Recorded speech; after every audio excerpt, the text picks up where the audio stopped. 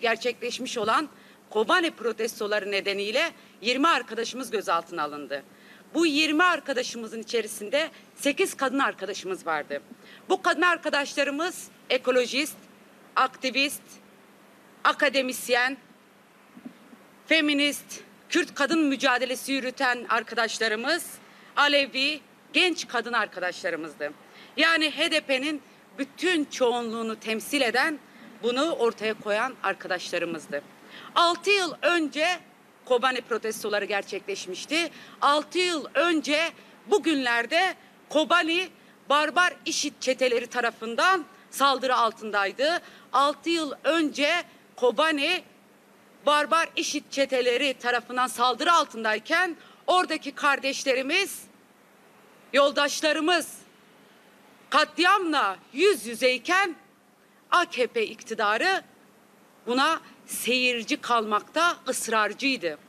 Bugün bize hesap soran iktidar aslında bunun en büyük müsebbibiyken IŞİD için sınırı kevgire çevirirken, yardımı engelleyen kişiyken, tarafken, Kobani'de bir insanlık dramı yaşanırken hemen sınırın öte tarafında buna göz yumarken dünyanın dört bir yanından Kobani'deki halka, Kobani'de mücadele edenlere destekler giderken AKP'nin şu anki genel başkanı, o döneminde Cumhurbaşkanı Antep'te, Gaziantep'te yaptığı konuşmada ellerini ovuşturarak Kobani düştü, düşecek müjdesi veriyordu. Protestolar olana kadar tek bir adım atılmadı.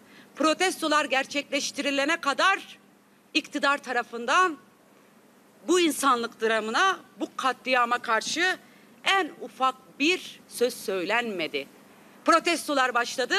Bu protestolar demokratik protestolardı. İktidar tarafından sahaya sürülen paramiliter güçler bu protestoları terörize etti. İktidar bununla ilgili de herhangi bir adım atmadı.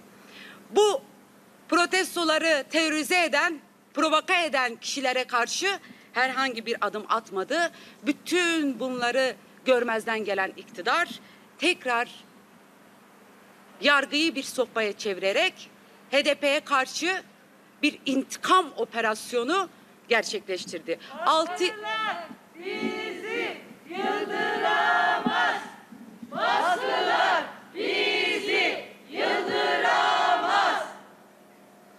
Kobani'de insanlık mücadelesi veriliyordu bu barbar IŞİD çetelerine karşı. Bugün 6 yıl sonra dosyaya herhangi bir daha başka farklı delil konulmamasına, girmemesine rağmen başlatılan bu siyasi soykırım operasyonu iktidarın IŞİD eliyle Kobani'de gerçekleştiremediği Kobani'yi düşürme operasyonunun intikamını almaktır. Orada kadınların öncülüğünde gerçekleştirilen mücadelenin hala içlerindeki yarasıdır. Yarasının sonucudur gerçekleştirilen bu intikam operasyonu. HDP'ye karşı gerçekleştirilen bu intikam operasyonu HDP'nin iktidarın bütün suçlarını deşifre etmekle, iktidarın yürüttüğü savaş siyasetini, iktidarın yürüttüğü rant siyasetini, iktidarın yürüttüğü kadın düşmanı siyasetini, iktidarın yürüttüğü doğa düşmanı, ekoloji düşmanı siyasetini deşifre etmekle kalmayıp buna alternatif üreten, yeni bir yaşamı inşa eden HDP'ye karşı bir intikam operasyonudur. Bu operasyon 7 Haziran'ın intikamıdır. Bu operasyon 1 Kasım'ın, bu operasyon en son 31 Mart'ın intikamıdır. Ve biz biliyoruz ki HDP'ye saldırı aynı zamanda kadın iradesine saldırıdır. HDP'ye saldırı Mücadelesi her yerde.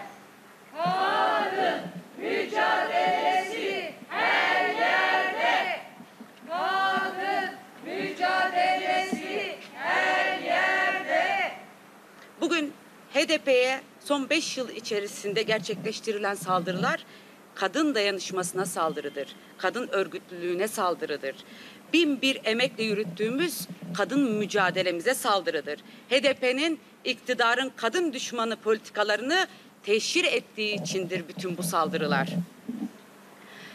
Partimiz kurulduğu günden bugüne tüm merkezi örgütlemeler ve yerel örgütlemelerde meclisten yerel yönetimlerine, ilçe teşkilatlarına kadar kadının rengini verdi. Kadın meclisi ile iktidarcı ve tekelci erkek alanı olarak kurgulanan siyaseti dönüştürmeyi ve değiştirmeyi esas aldı. Bu yüzden iktidar saldırıyor ki sadece HDP değil, bugün kadınlar sokaklara her çıktığında bu saldırıyla hem fiili olarak hem araçsallaştırdığı yargı tarafından bu saldırılarla sürekli bir biçimde yüz yüze kalıyor. Cihan azadi, cihan azadi, cihan azadi. Bu saldırıyı kendine karşı hisseden bütün kadınlar, bütün Türkiye'de demokrasi güçleri ilk günden beri bu siyasi soykırım operasyonunun, bu intikam operasyonunun gerçekleştirildiği ilk günden beri gerek sosyal medyada seslerini yükselttiler, gerekse HDP'yi susturamazsınız diyerek kendileri HDP'nin susturulmak istenilen sesi oldular. Çünkü bu operasyon Rojava'da direnen kadınlara karşı yapılan bir operasyondu. İstanbul Sözleşmesi'ne karşı direnen kadınlara operasyondu. Nafaka hakkını savunan kadınlara operasyondu. Eşit temsiliyeti savunan kadınlara operasyondu. Çünkü bu operasyon kayyum eliyle eş başkanlık sisteminin ortadan kaldırılmasına karşı yapılan bir operasyondu. Birlikte güçlü. Kadınlar birlikte güçlü. Kadınlar birlikte güçlü. Bu saldırıların çok iyi farkındayız biz kadınlar olarak da. Onun için ilk günden beri bu saldırıların bir mesaj olduğunu, direnmeyin, mücadele etmeyin, savaş siyasetine, erkek egemen siyasete karşı yeni bir yaşamın öncüsü olmayın dediklerinin mesajını aldık. Ancak kaç gündür bütün kadınlar her yerde, bütün alanlarda bu saldırılara cevap veriyorlar. Bizi susturamazsınız. Bu saldırıların karşısında geri adım atmayacağız. İşte geri adım atmayanlar bugün Figenler, Sabahatler, Gültanlar zindanda direniyor. HDP'li kadınlar sokaklarda, alanlarda, mecliste direniyor. Feminist kadınlar, Kürt kadınlar her alanda direnmeye devam ediyor. Biz bu mesajı çok iyi aldık ama bu mesajın cevabı mücadeleyi büyütmek, bu mesajın cevabı mücadeleyi, dayanışmayı daha da genişletmek ve bu saldırılara karşı siz tükenene kadar bizi bitirmeye çalıştırmadığınızı, bizi düşürmeye çalıştığınızı görerek sizi düşürene kadar, iktidardan edene kadar da bizim açımızdan devam edecek. Direne kazanacağız. Direne kazanacağız. Direne kazanacağız. Kadınlara sadece Türkiye'de değil, maalesef dünyanın birçok yerinde karanlık bir yaşam vaat ediliyor.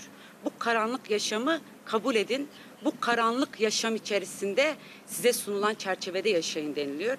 Biz bunu kabul etmediğimiz defalarca ifade ettik. İşimizin zor, yolumuzun uzun ve uzun erimli olduğunun farkındayız. Bunun karşısında büyük bedeller vereceğimizin de farkındayız. Bunun karşısında büyük saldırılarla yüz yüze kalacağımızın da farkındayız. Bu farkındalıkla bu mücadeleyi yürütmeye devam edeceğiz. Çünkü bizler bu mücadelede büyük bedeller ödeyen kadınların ardıllarıyız. Bu mücadelede büyük bedeller veren kadınların şu anda sözcülüğünü yapıyoruz, sözünü söylüyoruz. Onun için bugüne kadar HDP'nin yanında duran kadınlara buradan bir kez daha teşekkürlerimizi sunmak istiyoruz. Cihan azadi. Cihan azadi. Cihan azadi. Kadın yaşam özgürlük. Kadın yaşam özgürlük. Bu saldırı bize karşı dediniz, ses yükselttiniz. Bize karanlık bir yaşam sunuyorlar. Bunun karşısında aydınlığı örgütleyeceğiz dediniz. Susmayacağız, sinmeyeceğiz, itaat etmeyeceğiz dediniz. Ses yükselttiniz. Bu dayanışmanız, bir arada duruşumuz iktidarın yürüttüğü bu kirli savaş politikalarını, iktidarın yürüttüğü kadın düşmanı politikaları mutlaka boyun eğdirecek, mutlaka geri adım attıracak. Ancak bunu daha fazla büyütmemiz gerektiğini de biliyoruz. Saldırı tek merkezden ve tek bir hedefle gerçekleştiriliyor. Bir taraftan HDP'yi kriminalize etme, HDP'yi yalnızlaştırma, HDP'yi sistem dışına iterek elinde kalan tek zor aygıtlarıyla ayakta durmaya çalışan bir iktidar var karşımızda. Buna karşı bizi parçalama, bölme, ayrıştırma siyasetlerine karşı kadın kimliğiyle bir araya gelelim. Kadın mücadelesini daha da büyütelim. Kadın mücadelesi büyüttükçe militarist, cinsiyetçi, erkek egemen siyaseti mutlaka ama mutlaka bitireceğimize inanıyoruz. Buradan bugüne kadar dayanışan bütün kadınlara tekrar teşekkürlerimizi, şükranlarımızı sunuyoruz. Sizinle güçlüyüz, birlikte güçlüyüz. En nihayetinde hep beraber biz kadınlar mücadele ederek kazanacağımıza inanıyoruz. Teşekkürler arkadaşlar.